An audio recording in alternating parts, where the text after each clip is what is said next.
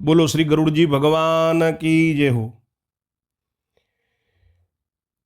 ભગવાન મહેશ્વરે કહ્યું કે હે શંખ ચક્ર ગદાધર, આપ પંચતત્વોની જે પૂજા વિધિ મને કહેવાની કૃપા કરો, જેનું જ્ઞાન પ્રાપ્ત કરી લેવા માત્રથી પણ મનુષ્ય પરમ પદને પ્રાપ્ત કરી લે છે। મનુષ્યનું શરીર પંચમહાભૂતનું બનેલું છે શ્રોતાજનો, આકાશ વાયુ અગ્નિ જળ પૃથ્વીનું બનેલું છે અને એ પંચતત્વોની આ પૂર્ણ વિધિ છે। આપ ધ્યાનપૂર્વક સાંભળજો। શ્રી હરિએ કહ્યું કે હે સુવ્રત શિવ, હું આપને પંચતત્વ પૂજા વિધિ કહી રહ્યો છું। આ દિવ્ય મંગળ સ્વરૂપ, કલ્યાણકારી, રહસ્યપૂર્ણ, શ્રેષ્ઠ તથા મનોકામના સિદ્ધ કરનારી છે। હે મહાદેવ, એવી તે પરમ પવિત્ર કલિદોષ વિનાશક પૂજન વિધિને તમે સાંભળો। હે સદાશિવ, એક જ પરમાત્મા જે વાસુદેવ શ્રી હરિ છે, એ જ અવિનાશી, શાંત, સનાતન સત્વ સ્વરૂપ છે। તે ધ્રુવ, શુદ્ધ, સર્વવ્યાપ્ત તથા નિરંજન છે। તે જ વિષ્ણુદેવ પોતાની માયાના પ્રભાવથી 5 પ્રકારે સ્થિત છે અને તે જ જગતનું કલ્યાણ કરનારા છે। તે જ અદિત્ય વિષ્ણુ, વાસુદેવ, સંકર્ષણ, પ્રદ્યુમન, અનિરુદ્ર તથા નારાયણ સ્વરૂપે 5 રૂપોમાં સ્થિત છે। હે વૃષધ્વજ, જનાર્દન વિષ્ણુના ઉપરોક્ત 5 રૂપોના વાચક મંત્ર આ પ્રમાણે છે। ઓમ અમ વાસુદેવાય નમઃ, ઓમ આમ સંકર્ષણાય નમઃ, ઓમ અમ પ્રદ્યુમ્નાય નમઃ, ઓમ અહ અનિરુદ્ધાય નમઃ, ઓમ ઊમ નારાયણાય નમઃ।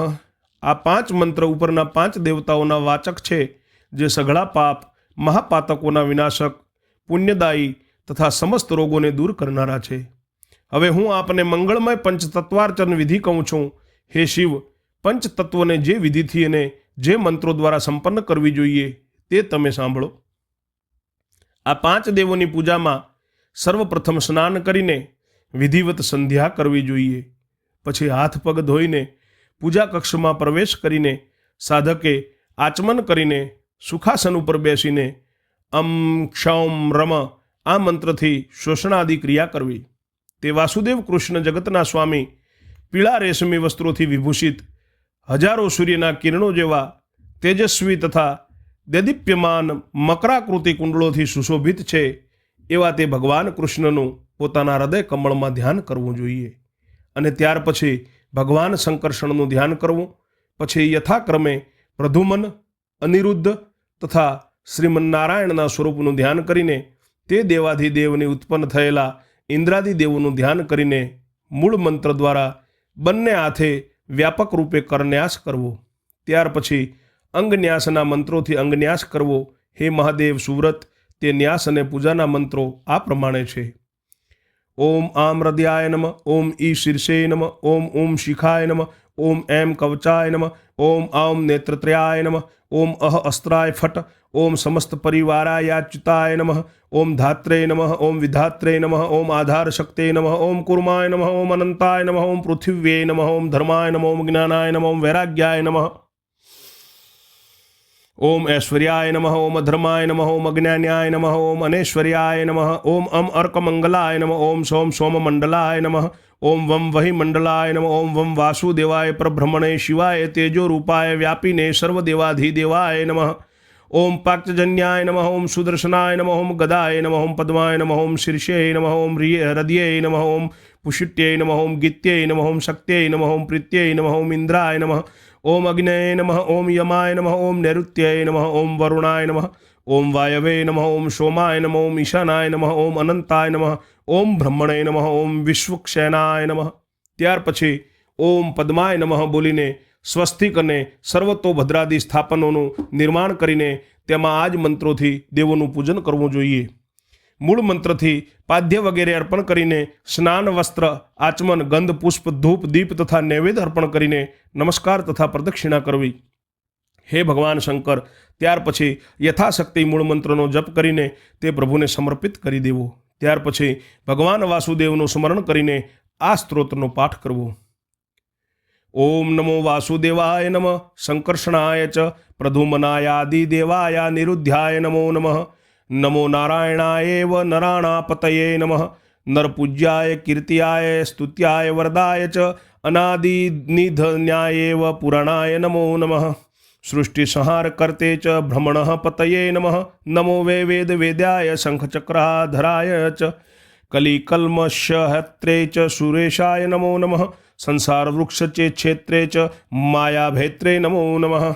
बहुरूपाय तीर्थाय त्रिगुणाय गुणाय च ब्रह्म विष्णव विषरूपाय मोक्षदाय नमो नमः।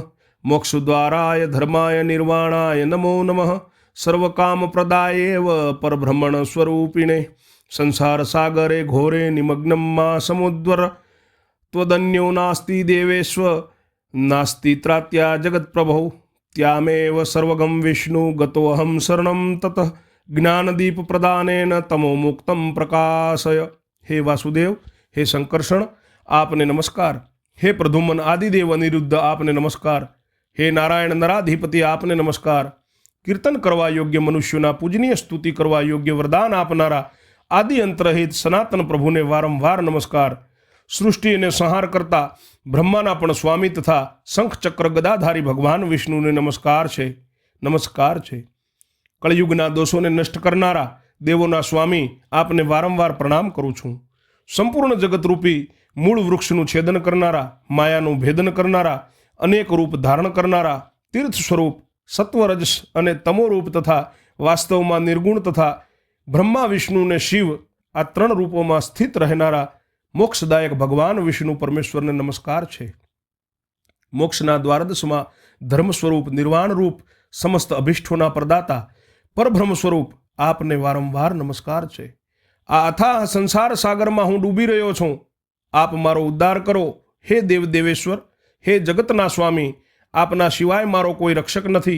सर्वत्र व्यापक हे भगवान विष्णु, हूँ तमारा शरण में छूँ।